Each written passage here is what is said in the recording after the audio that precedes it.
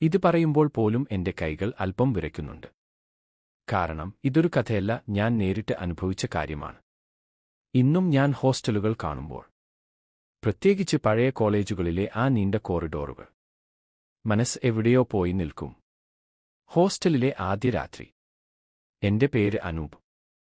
ഡിഗ്രിക്ക് അഡ്മിഷൻ കിട്ടിയപ്പോൾ ഹോസ്റ്റൽ ഒഴിവാക്കാൻ പറ്റാത്ത അവസ്ഥ. വീട് കോളേജിൽ നിന്ന് 70 കിലോമീറ്റർ അകലെ. ദിവസവും യാത്ര അസാധ്യം. അങ്ങനെയാണ് ബ്ലോക്ക് സിയിൽ എനിക്ക് റൂം കിട്ടുന്നത്. Block C. അത് ഹോസ്റ്റലിലെ ഏറ്റവും പഴയ കെട്ടിടം. മറ്റു ബ്ലോക്കുകൾ എല്ലാം പുതിയതായി പെയിന്റ് ചെയ്ത് ടൈൽസ് ഇട്ട ലൈറ്റുള്ളത്. പക്ഷേ ബ്ലോക്ക് സി, പഴയ മഞ്ഞ നിറം, പൊട്ടിപ്പൊളിഞ്ഞ മതിൽ, രാത്രി വന്നാൽ പകുതി ലൈറ്റുകൾ പോലും കത്തില്ല. Room number -17. റൂമിൽ ഞങ്ങൾ 3 പേർ. ഞാൻ, രാഹുൽ, പിന്നെ ഷെറി. ആദ്യ ദിവസം തന്നെ ഷെറി പറഞ്ഞ ഒരു ഡയലോഗ് ഇന്നും ഓർമ്മയുണ്ട്. ഡാ, രാത്രി 2 മണിക്ക് മുകളിലേക്ക് ഒന്നും ഇറങ്ങരുതേ. ഞാൻ ചിരിച്ചു. എന്താ, ഹോസ്റ്റൽ ഗോസ്റ്റാണോ? അവൻ ചിരിച്ചില്ല. അവന്റെ മുഖത്ത് എന്തോ ഒളിപ്പിക്കുന്നതുപോലൊരു ഭാവം. ആദ്യ അസ്വാഭാവിക ശബ്ദം. ഹോസ്റ്റൽ ലൈഫിന്റെ പതിവ് പോലെ.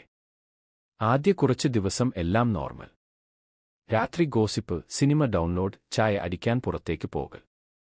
ഒരു ദിവസം, ശനിയാഴ്ച, രാത്രി പാദം 2 ആയിരുന്നു. എല്ലാവരും ഉറങ്ങാൻ പോയ സമയം. അപ്പോൾ കോറിഡോറിലൂടെ ചെരുപ്പ് വലിച്ചിറക്കുന്ന ശബ്ദം. ഷർ ഷർ.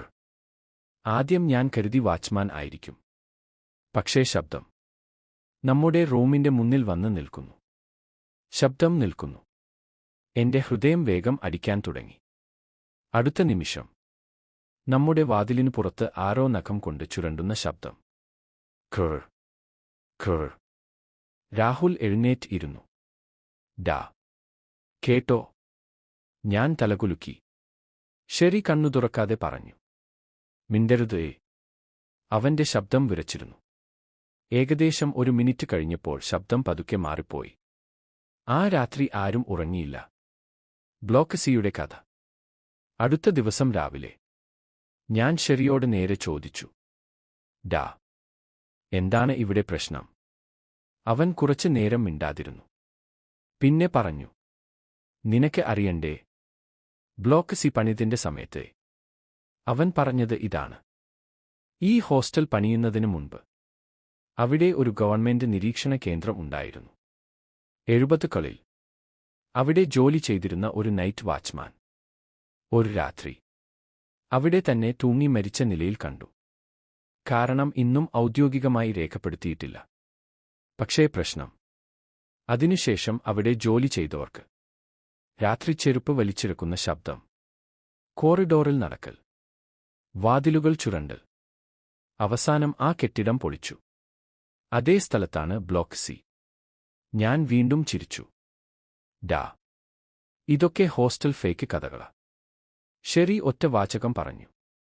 അങ്ങനെയെങ്കിൽ ഇന്നലെ നീ കേട്ടതെന്താ? 2:17. അടുത്ത ആഴ്ച, തിങ്കളാഴ്ച. ഞാൻ ഫോൺ നോക്കി കിടക്കുകയായിരുന്നു. ടൈം 2:17. അപ്പോൾ നമ്മുടെ റൂമിലെ ലൈറ്റ് സ്വയം ഓഫ് ആയി. കറണ്ട് പോയില്ല. മറ്റു റൂമുകളിൽ ലൈറ്റ് ഉണ്ടായിരുന്നു. അതിനൊപ്പം കോറിഡോറിലൂടെ വീണ്ടും ആ ശബ്ദം. പക്ഷേ ഹറുക്ക്. ശബ്ദം പതുക്കെയല്ല, ഓടുന്ന പോലെ.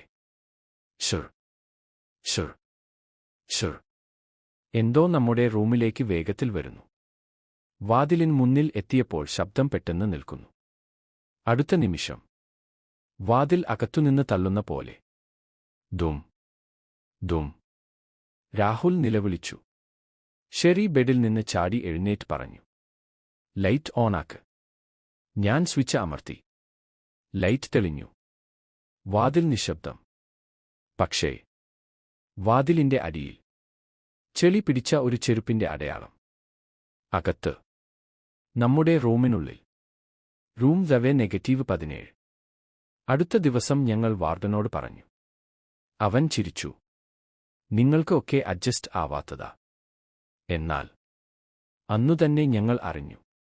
ഈ റൂം -17 ഇത് എപ്പോഴും ആളുകൾ മാറിക്കൊണ്ടിരുന്ന റൂമാണ്. ആർക്കും ഇവിടെ ഒരുപാട് നാൾ നിൽക്കാൻ പറ്റിയിട്ടില്ല.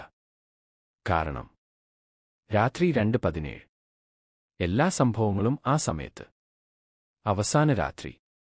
1 മാസം കഴിഞ്ഞു. ഞാൻ തീരുമാനിച്ചു, ഇനി പേടിച്ച് ജീവിക്കില്ല. ആ രാത്രി ഞാൻ ഉണർന്നിരുന്നു. ഫോൺ റെക്കോർഡിംഗ് ഓണാക്കി. ടൈം 2:16. ഹൃദയം തകർന്നു പോകും പോലെ അടിക്കുന്നു. 2:17. Light of. കോറിഡോറിൽ നിന്ന് ശബ്ദം.